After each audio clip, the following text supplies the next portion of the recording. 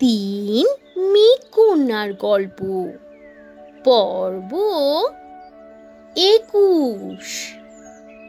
নীলমেঘ তো টুনিকে খুব করে রিকোয়েস্ট করলো তাদেরকে এই বন্দিদশা থেকে মুক্ত করার জন্য, আর প্রমিস করলো যে জঙ্গলের বৃষ্টিপাত আর কখনোই এভাবে বিঘ্নিত হবে না, আর তারা সব সময়ই জঙ্গলের বৃষ্টিপাতের দিকে খেয়াল রাখবে।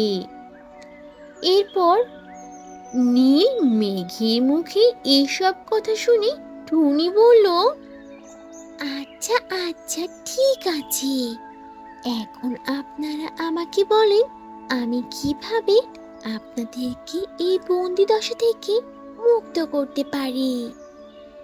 টুনির কথায় তখন নীলমেঘ খুবই নম্রভাবে টুনিকে বলল, আচ্ছা আমি বলছি, তুমি মন দিয়ে শুনে নাও, কিন্তু তুমি এখান থেকে উঠতে শুরু করো আর মেঘরাজ্য ঘুরে ঘুরে দেখো কোথায় কাঁটাযুক্ত গাছ রয়েছে।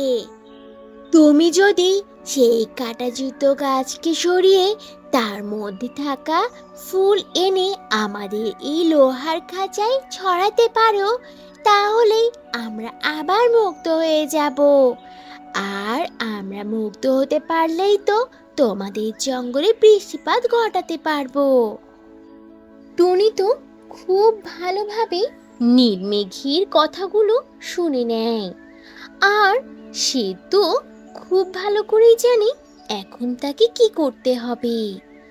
এজন্য টুনি খুব সাবধানতার সাথে উড়ে উড়ে পুরো রাজ্যটা খুঁজতে থাকে, আর সে মনে মনে বলে, যত দ্রুত আমি এই ফুল সংগ্রহ করে নিয়ে যেতে পারবো তত তাড়াতাড়ি আমাদের জঙ্গলে বৃষ্টিপাত ঘটবে আর আমাদের সকল সমস্যার সমাধান হবে।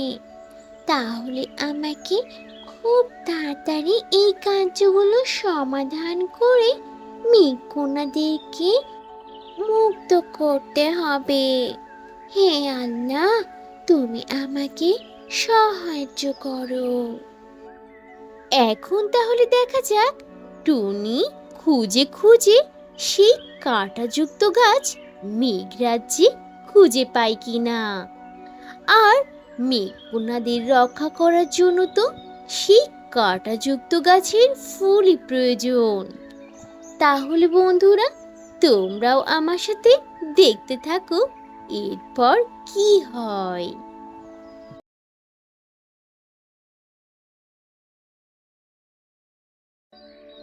তো বন্ধুরা, এই ছিল আজকের গল্প।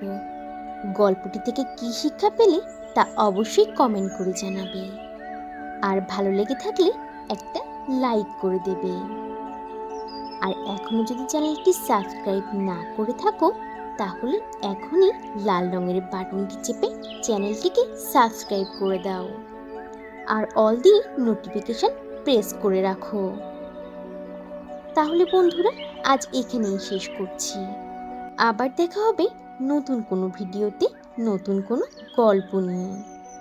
সে পর্যন্ত তোমরা সবাই ভালো থাকবে আর নিজেদের প্রতি খেয়াল রাখবে। আল্লাহ হাফিজ।